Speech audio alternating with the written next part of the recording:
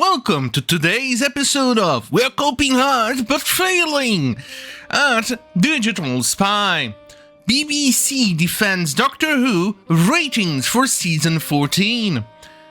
As you know, and I think it was the last episode because yesterday was Dead News Day, I showed how absolutely epically bad Doctor Who is and how it's doing in ratings. So basically here what we've got is the BBC trying to sound as if no, it's everything is fine.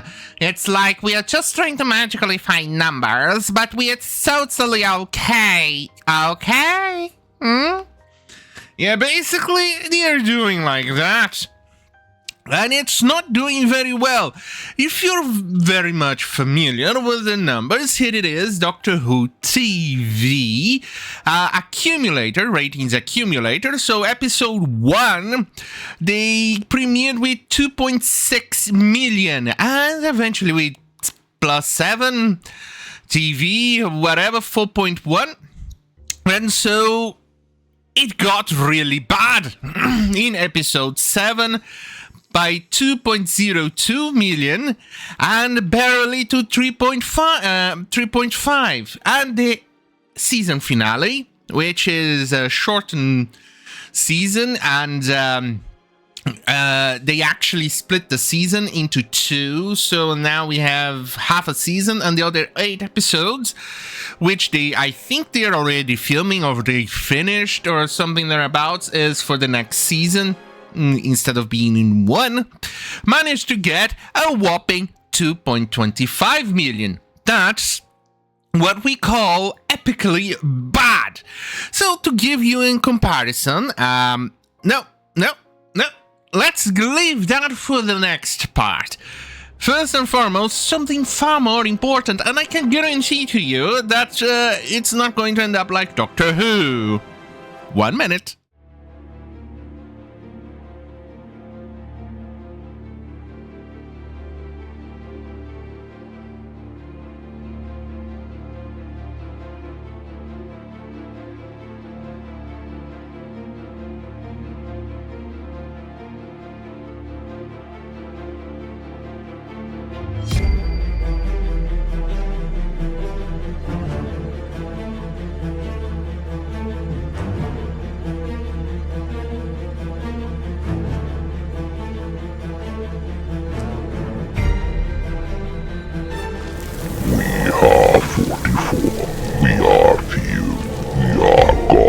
Chosen knights.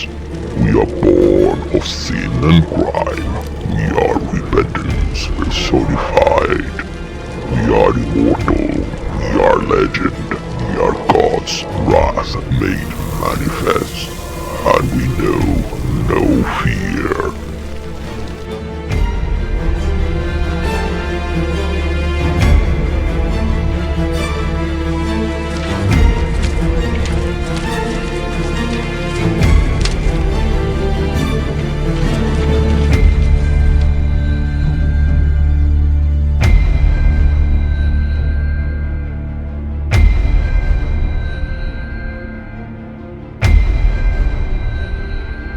I'm back, baby, yeah. Right. So, here it is, Doctor Who Series 9 2015 UK ratings accumulator. So, this is only for the UK. The other ones, it's also including other regions, I believe, or something thereabouts, but it doesn't matter. Anyway, let's all assume it's UK as well. The Magician Apprentice, 4.58 overnight, 6.54 final, L plus 7 at 741. If you forgot, it's 4.01 billion for plus 7, and overnight 2.60. This is bad, really bad for the new crap Doctor Who. And as you can go and see, it kind of hovered around those numbers. With the finale, I believe this is the finale, with 5.77 million overnight. And that shows how bad those numbers are, how incredibly crap everything is. So let's see what the BBC spokesman said. Here, a BBC spokesperson told the publication, quote, "Overnight, ratings no longer provide an accurate picture of those who watch drama in an on-demand world. This season of Doctor Who premiered on iPlayer nearly 24 hours before broadcast, and episode 1 has already been viewed by nearly 6 million viewers and continues to grow. Doctor Who remains one of the most watched programs on iPlayer and is the BBC's top drama for under 35 this year, making it one of the biggest programs for the demographic across all streamers and broadcasters." Yeah, we call that cope. We call that very much cope, because as you know and remember, iPlayer is a bit old, so around the time where Doctor Who here 2015, it's the years thereabouts in which streaming was also very popular. In fact, Netflix was greenlighting shows left and right, to the point that even South Park mocked them because they were greenlighting shows everywhere. Even shows that made no sense.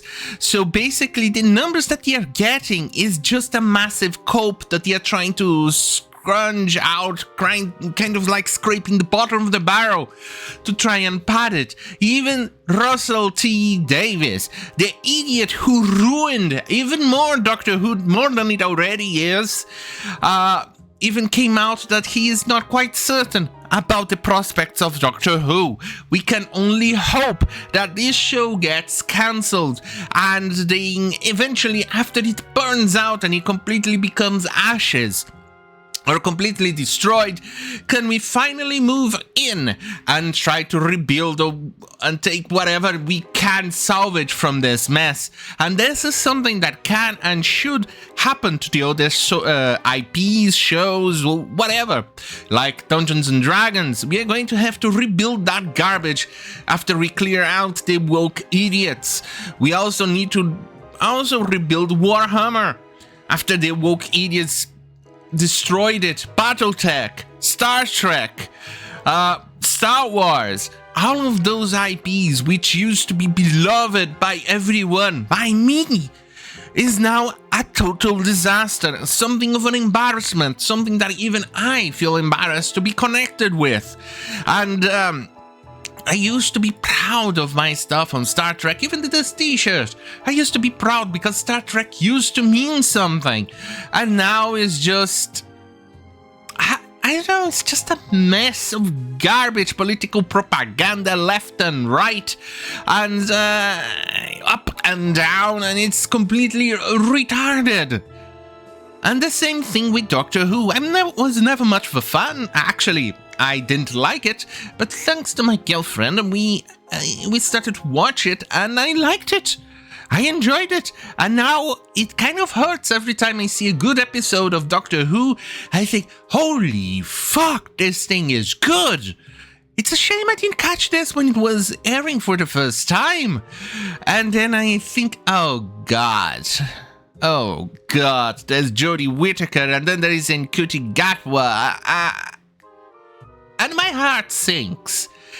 And I start to get depressed in thinking how something that good came to be this garbage that we get today. And we can see that even the actor himself is actually very shit. Here, in the episode 4, 2.62 million, which is also a pathetic number, garnered more views. Why?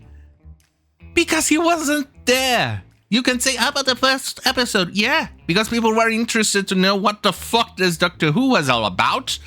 I mean, the few people who actually still cared a little bit about Doctor Who, and then his things started to go downhill. Until, well, the episode where he wasn't there. And the numbers were actually slightly better. And then he was back. And then it went downhill once more. So you can see that it is a combination of a bad doctor, a bad actor, a bad story writing, a bad producer, and more. It's a disaster. But anyway, so I'm going to take a week off next week. So see you guys in the other week. On that goddamn fucking hell, have a great fucking night. And remember, fuck YouTube, fuck this new Doctor Who, and remember, use a condom. You're gonna need it.